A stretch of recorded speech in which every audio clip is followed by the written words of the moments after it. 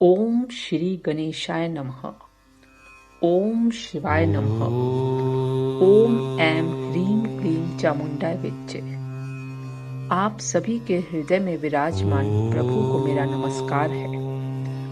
आज हम शिव महापुराण के अगले अध्याय में आपसे मिले हैं। पिछले अध्याय में हमने आपको काम और रति के विवाह के बारे में बताया था। इसमें हम आपको संध्या की तपस्या के बारे में बताएंगे। तो चलिए अब हम शिव महापुराण का अगला अध्याय शुरू करते हैं।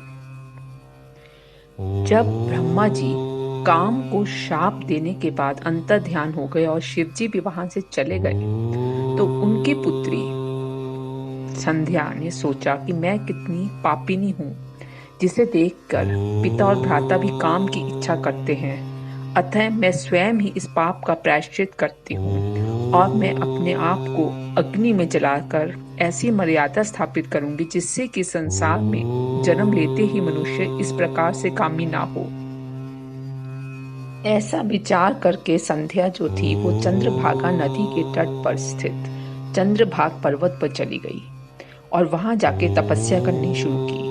तब ब्रह्मा जी ने अपने पुत्र वशिष्ठ जी से कहा कि हे पुत्र वशिष्ठ, मेरी जो पुत्री है वो बहुत तपस्या कर रही है, आप उसको जाके दीक्षा दो। तब वशिष्ठ जी ने संध्या जी के पास जाकर पूछा कि आप यहाँ पर निर्जन सरोवर के पास बैठकर तपस्या क्यों कर रही हो। इस पर संध्या जी ने बोला कि मैं यहाँ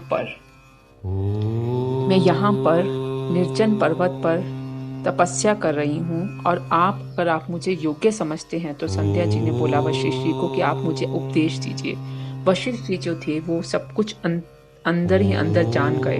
उन्होंने उनको बोला कि आप ऐसा करो। संध्या को कहा कि सभी मनोरथ पूर्ण करने के लिए ओम नमः शंकराय ओम, ये इस मंत्र का जाप करो तो तुम्हारी तपस्या पूर्ण हो जाएगी, फलदायक होगी और सभी मनोरथ जो हैं बहुत जल्दी पूर्ण हो जाएंगे। यह कहकर वशिष्ठ जी वहां से अंतर ध्यान हो। ब्रह्मा जी बोले। वशिष्ठ जी के वहां से चले जाने पे संध्या ने आसन लगाकर कठिन तप करना आरंभ कर दिया। वशिष्ठ जी ने जो मंत्र दिया था उन्होंने भक्ति पूर्वक उस मंत्र से शिव जी का पूजन बहुत समय तक किया। इसके बाद शिव जी ने उन्हें दर्शन दिए तो वह मंत्र मुग्ध होकर नेत्र बंद कर संध्या जी बैठ गई। शिव जी ने उनके हृदय में प्रवेश करके उसे ज्ञान और दिव्य वाणी तथा दिव्य नेत्र दिए। तब वह प्रसन्न हो शिव जी की स्तुति करने लगी। उस स्तुति सुनकर भक्त वत्सल शिव जी प्रसन्न होकर बोले, तुम्हारे तप और स्तुति से मैं बहुत प्रसन्न हूँ, जो वर चाहिए वह मांग लो।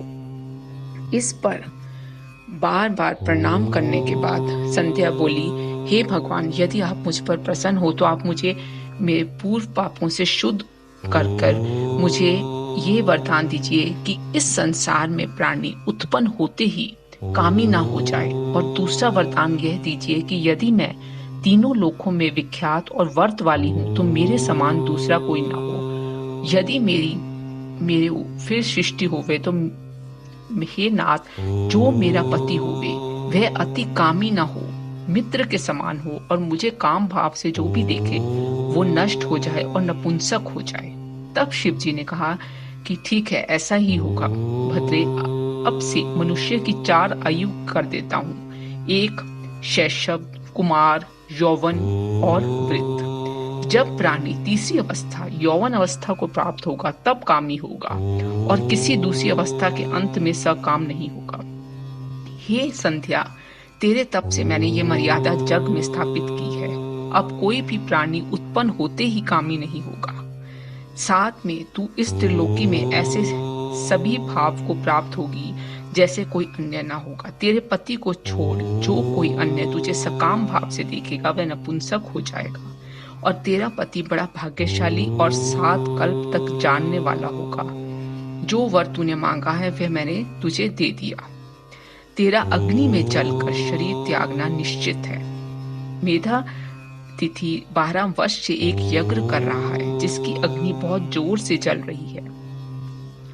शिव जी ने संध्या से कहा कि मेधा तिथि के यज्ञ में प्रवेश करके तो उसकी पत्नी उसकी पुत्री हो जाएगी। तुझे जैसा स्वामी चाहिए उसके मन में संकल्प करके तू अपने इस शरीर को अग्नि में गिरा दे, और जब 4 युग के पश्चात सतयुग व्यतीत हो जाएगा तो फिर से घोर तप करेगी। तब त्रेता के प्रथम भाग में दक्ष की कन्या होकर तथा योग्य ब्याही जाएगी। तेरी बहुत सी बहनें होंगी जिनमें से तेरे पिता दक्ष 27 कन्याओं को चंद्रमा को दे देंगे, किंतु चंद्रमा उन सब को छोड़कर केवल रोहिणी से बहुत प्रसन्न रहा करेंगे। इससे क्रोधित हो तेरे पिता दक्ष चंद्रमा का श्राप देंगे और समस्त देवता तेरी शरण में आएंगे। ऐसा कहकर शंकर जी अंतर्ध्यान हो गए। इसके बाद ब्रह्मा जी बोले कि हे नारद, तब संध्या वहां से उठकर मेधा तिथि के यज्ञ में पहुंची, परंतु वहां उसे किसी ने नहीं देखा और उसने अपने उपदेष्टा ब्रह्मचारी वशिष्ठ जी का स्मरण किया। उन्हें अपने पति के रूप में स्वीकार करके संकल्प करके यज्ञ की अग्नि में कूद पड़ी।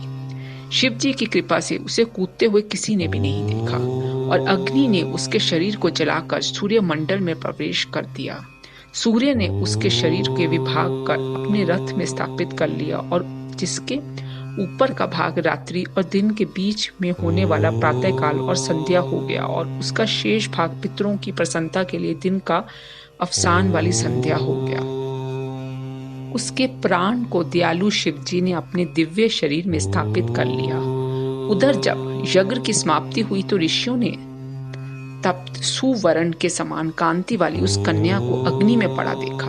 उसे मेधातिथि ने प्रसन्नता से बहुत ही प्रसन्न होकर यज्ञ के लिए उसे निकालकर अपनी गोद में रख लिया और उसका नाम अरुंधति रखा।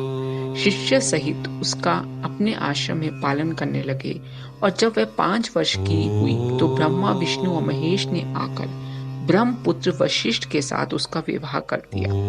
पतिव्रताओं में श्रेष्ठ महापतिव्रता अरुंधति वशिष्ठ जी को पाकर उनसे रमण करने लगी, जिसके द्वारा शतपाधिक श्रेष्ठ पुत्रों की प्राप्ति हुई। तो चलिए आज संध्या का चरित्र हम यहीं पे खत्म करते हैं।